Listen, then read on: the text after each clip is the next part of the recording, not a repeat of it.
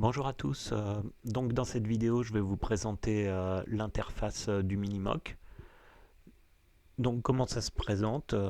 On a le menu qui est affiché ici avec les icônes et la possibilité de naviguer avec la molette ici. Donc là je vais juste vous présenter les différents menus, on rentrera dans le détail dans des prochaines vidéos. Donc ça c'est pour régler tout ce qui concerne les presets, pour les charger, pour les sauvegarder.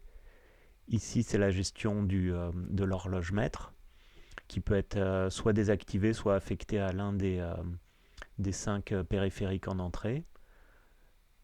On a un menu routage qui permet de gérer toute la logique de routage.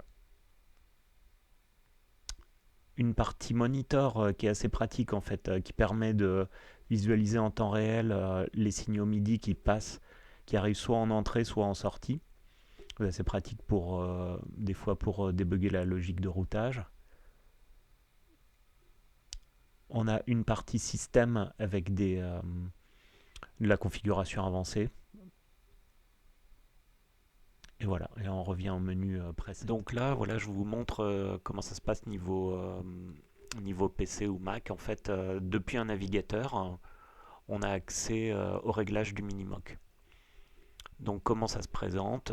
Voilà, sur la gauche, on retrouve les différents menus qu'on avait dans le Minimoc. Par exemple, la partie Sync, qui permet de définir qui est le maître des horloges sur les différentes entrées. La partie matrice où on retrouve le routage. Là, c'est le routage basique, je vous expliquerai après.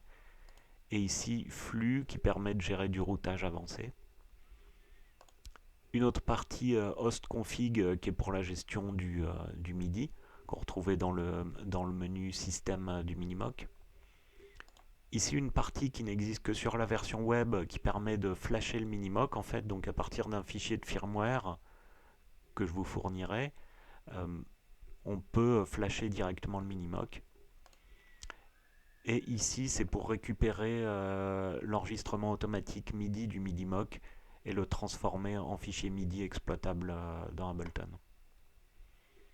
Et en haut à droite, on a la partie liée aux presets, avec ici par exemple la possibilité de charger des presets, soit dans les 32 presets utilisateurs, soit des presets d'usine qui font déjà des choses préconfigurées.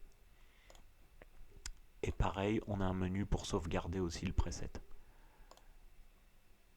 Donc voilà, alors il faut savoir que à part la partie liée au firmware et à la gestion du fichier MIDI, tout le reste en fait on le retrouve aussi directement sur le Minimoc. Donc c'est un outil qui est utilisable complètement sans l'ordinateur, euh, en vacances ou en nomade, mais aussi avec un ordinateur si on préfère pour avoir les choses sur grand écran. Voilà, c'est tout. Bah écoutez, j'espère que ça vous aura plu. Bonne journée, au revoir.